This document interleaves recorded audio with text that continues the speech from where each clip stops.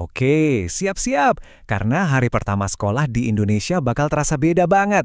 Ada sebuah arahan nasional baru nih dari Kementerian Pendidikan, dan sekarang kita akan kupas tuntas apa artinya ini buat jutaan siswa di seluruh negeri. Nah, ini dia nih dokumennya. Surat Edaran Nomor 2 Tahun 2026. Isinya ada program baru yang sifatnya wajib untuk setiap sekolah.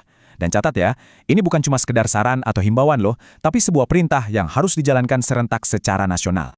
Nama programnya adalah Pagi Ceria. Kedengarannya asik ya, tapi apa sih sebenarnya program ini? Apa aja isinya dan apa tujuan dibaliknya? Yuk kita bedah bareng-bareng. Gampangnya gini, ini tuh semacam cara baru yang terstruktur buat memulai semester dan dirancang untuk dilakukan serentak di seluruh Indonesia.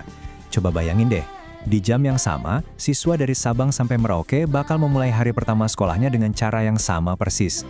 Tujuannya jelas, untuk menciptakan sebuah pengalaman bersama.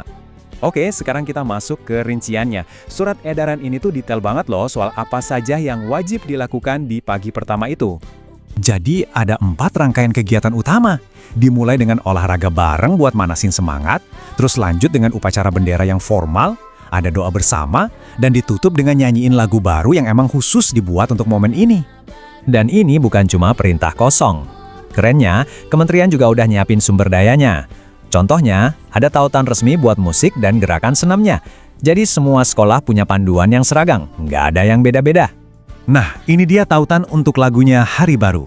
Lagu ini tuh sengaja ditaruh di akhir, tujuannya buat menutup acara dengan nuansa yang optimis dan penuh harapan buat semester ke depan. Tapi tunggu dulu, ini tuh bukan sekedar daftar kegiatan pagi-pagi aja. Surat edaran ini juga jelas banget ngejelasin tujuan dibalik semua ini. Jadi ini bukan cuma soal gerak fisik, tapi juga soal ngebangun mental dan karakter. Kalau kita lihat langsung dari dokumennya, kelihatan banget kalau tujuan utamanya itu besar, membangun karakter dan budaya sekolah yang positif. Ada 3 pesan kunci yang mau disampaikan lewat rangkaian kegiatan ini. Tujuan pertama, ini tuh kayak tombol reset. Setelah liburan, semua semangat diisi ulang, biar semua orang, guru dan murid, punya pikiran yang positif buat memulai semester yang baru. Yang kedua, fokusnya adalah buat nguatin lagi nilai-nilai dasar yang penting buat perkembangan siswa. Jadi, upacara ini jadi momen buat ngingetin lagi soal pentingnya disiplin, tanggung jawab, dan karakter yang baik. Dan tujuan yang ketiga ini nih, yang cakupannya paling luas. Ini adalah ajakan buat seluruh komunitas sekolah.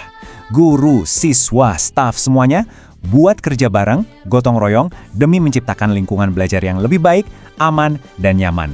Ini kan jadi bikin kita mikir ya, sebenarnya apa sih pesan utama yang mau disampaikan kementerian lewat program Satu Pagi ini? Apa big picture-nya? Jawabannya ada di bagian pembukaan surat edarannya. Di situ, visi besarnya dirangkum dengan jelas tentang kenapa tradisi baru di hari pertama sekolah ini penting. Jadi, intinya gini, inisiatif ini punya 2 tujuan besar. Pertama, untuk memperkuat rasa bangga jadi orang Indonesia dan rasa persatuan. Kedua, untuk memastikan semester baru dimulai dengan langkah yang positif dan produktif. Ini adalah usaha buat nyambungin nilai-nilai kebangsaan dengan kegiatan belajar sehari-hari.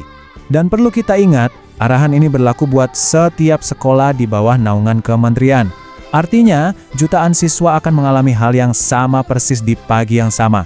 Ini menciptakan sebuah pengalaman bersama dalam skala nasional. Pada akhirnya, berhasil atau tidaknya program Pagi Ceria ini akan diukur dari bagaimana semangatnya bisa terus dijaga di hari-hari selanjutnya. Ini ninggalin kita dengan satu pertanyaan penting untuk direnungkan. Mampukah energi dari Satu Pagi ini benar-benar membentuk budaya sekolah yang lebih baik sepanjang semester ke depan?